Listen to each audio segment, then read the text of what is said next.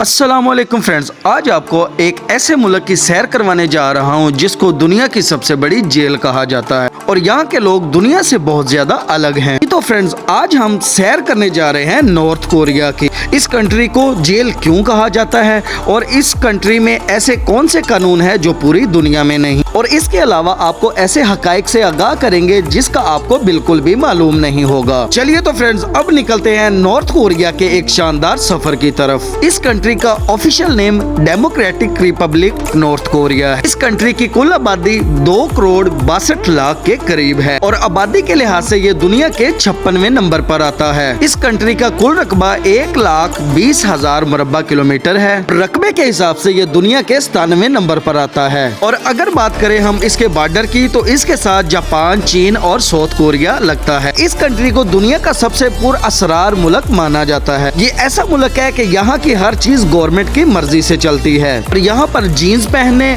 और लंबे बाल रखने पर भी पाबंदी है। नॉर्थ कोरिया को उर्दू जुबान में शुमाली कोरिया भी कहा जाता है। नॉर्थ कोरिया का कैपिटल योंगयोंग है। नॉर्थ कोरिया दुनिया का ऐसा मुल्क है जो कि जजीरा नुमा बना हुआ है। इस कंट्री की कौमी जुबान कोरियन है और इस कंट्री का सुप्रीम लीडर किंग जॉन है। 37 साल किंग जॉन का खानदान कई दहाइयों से हुकूमत कर रहा है और इसका दादा शुमाली कोरिया का बानी भी था। इसके दादा की बॉडी को शीशे के ताबूक में रखा हुआ है। और दोस्तों, मैं आपको बताता चलूं कि इस खानदान के अलावा कोई हुकूमत के बारे में सोच भी नहीं सकता। और इस मुल्क के इलेक्शन बराए नाम है और ये बहुत दिलचस्प होते हैं। जो शख्स इन खानदान के खिलाफ वोट डालता है उसको एक बोट में लेके जाया जाता है और उससे पूछा जाता है कि तुम इस खानदान के खिलाफ क्यों वोट डाल रहे हो। इसलिए इस खानदान को 100% वोटों से जिताया जाता है। इस मुल्क के लोग दूसरे मुल्क के लोगों से बिल्कुल कटे हुए हैं। इस कंट्री के लोग बाहर की दुनिया के बारे में बिल्कुल कम जानते हैं कि बाहर क्या हो रहा है और इस कंट्री में टीवी चैनल बहुत कम चलते हैं और जो चलते हैं उनमें सिर्फ इनके फजाइल बयान किए जाते हैं। और ये शख्स मुल्क का सरबराह होने के साथ साथ फौज का लीडर भी है और इस कंट्री का कोई भी शख्स अपनी जमीन नहीं खरीद सकता। इस मुल्क में 4 मौसम पाए जाते हैं और जनवरी में इसका वेदर तकरीबन 13 डिग्री सेंटीग्रेड तक चला जाता है। और इस मुल्क में ज्यादातर लोगों के पास गाड़ियाँ मौजूद नहीं है और अगर रेशो देखी जाए तो 1000 लोगों के पास सिर्फ चंद गाड़ियां ही मौजूद हैं। और इस मुल्क में तकरीबन 78 एयरपोर्ट्स मौजूद हैं और प्योयोंग का एयरपोर्ट इस कंट्री का सबसे बड़ा एयरपोर्ट है। और 1910 तक ये कंट्री जापान के साथ मुंसलिक था और 1949 में जापान की शिकस्त के बाद इसको नॉर्थ कोरिया और शुमाली कोरिया में तकसीम कर दिया गया। इस सब के बाद भी इस कंट्री का लिटरेसी रेट 100% है और इस कंट्री की करेंसी कोरियन वॉन है। पाकिस्तानी 1 रुपए के बदले 5 कोरियन वॉन मिलते हैं। दुनिया का ऐसा मुल्क जहाँ कोई भी अपनी मर्जी से जिंदगी नहीं गुजार सकता।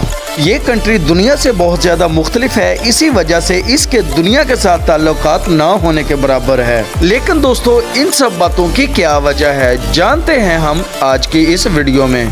दोस्तों, आमतौर पर जब कोई जुर्म करता है तो उसकी सजा सिर्फ उसी शख्स को दी जाती है, लेकिन नॉर्थ कोरिया में इसकी सजा पूरी फैमिली को दी जाती है। दोस्तों, इसको किम पनिशमेंट कहा जाता है। और दोस्तों, सजा की बात यहाँ पर खत्म नहीं होती और इस फैमिली के बच्चे की पैदाइश भी जेल में होती है। ये बच्चा भी वहीं पे जेल काटता है। इसकी सारी फैमिली फिर जेल में जिंदगी गुजारती है और ये बच्चे अपने माँ बाप और दादा दादी के साथ जेल भुगतते हैं। तो मेरे प्यारे दोस्तों, सुनने में तो ये सब कुछ अजीब लगता है, लेकिन ये सब कुछ हकीकत। और दोस्तों, मैं आपको बता दूं कि ये सजाएं जापान, चीन, सोवियत यूनियन में भी ये सजाएं दी जाती थी, लेकिन वक्त गुजरने के साथ साथ खत्म कर दी गई। ऐसी सजा को सोचने के बाद कोई जुर्म करने का ख्याल भी नहीं कर सकता। अगर आपके पास पैसा हो तो आप दुनिया में घर, मकान, दुकान या गाड़ी कुछ भी खरीद सकते हैं, लेकिन नॉर्थ कोरिया में आप जमीन, घर बिल्कुल भी नहीं खरीद सकते। सब कुछ हुकूमत की मलकियत रहता है। दोस्तों, आपके पास पैसे हो तो आप अपनी मर्जी का लिबास खरीदते हैं, चाहे पैंट खरीदें या कुछ और, लेकिन नॉर्थ कोरिया में आप बिल्कुल भी ऐसी चीज नहीं खरीद सकते जो इनके रूल के खिलाफ। सुनने में तो ये बातें बहुत अजीब लगती हैं, लेकिन ये बातें सच हैं। और इस कंट्री में आप जीन्स तो बिल्कुल भी नहीं पहन सकते। इसकी वजह यह है कि यूरोप कल्चर को रिप्रेजेंट करती है और नॉर्थ कोरिया इसे दुश्मन समझता है और यहाँ की गवर्नमेंट चाहती है कि यहाँ के लोग लोकल लिबास पहने। तो दोस्तों, बात सिर्फ लिबास तक नहीं है बल्कि हेयर कटिंग पर भी पाबंदी है। इस मुल्क के सदर ने बाल लंबे करने और डाई करने पर मुकम्मल पाबंदी लगा रखी है।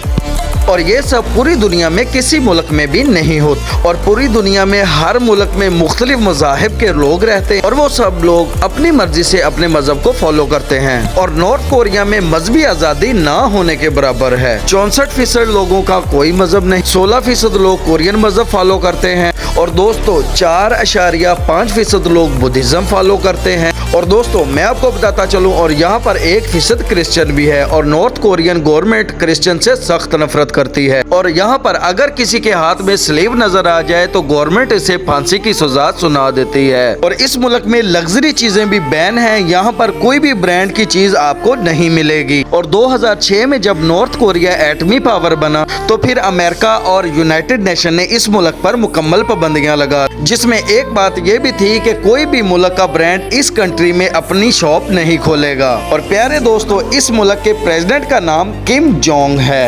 इस मुल्क में आपको होटल, शॉप, स्कूल, दुकान हर जगह पर इस शख्स की तस्वीर लगी नजर आएगी। और सुबह के वक्त पूरा मुल्क उठने के बाद इस शख्स की तस्वीर को सलाम करता है। सलाम करने के बाद ही काम पर जाया जाता है।